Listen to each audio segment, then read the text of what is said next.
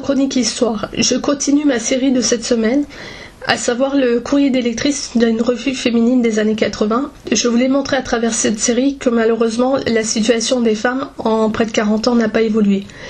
Aujourd'hui le thème est un petit peu douloureux, l'article parle de viol et s'intitule « Il me semble que tout s'est cassé en moi ». Comment éviter de penser toujours, sans arrêt, à ce qui m'est arrivé il y a 4 mois? Violée, oui, j'ai été violée. C'était un soir de malheur, mon corps était rempli de coups, mon ventre meurtri, mon cœur sans vie et sans avenir. Depuis, j'ai mal, et je crois qu'elle va tant tout décasser dans mon être. Et puis, l'autre soir, j'ai voulu tenter une expérience avec un garçon, voir si pour moi c'était encore possible. Il m'a donc fait l'amour et je ne l'ai pas supporté.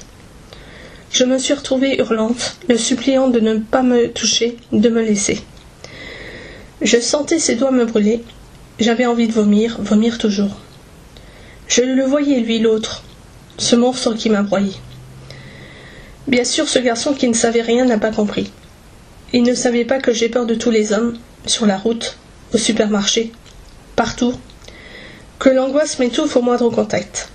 Je suis salie, cassée, morte peut-être.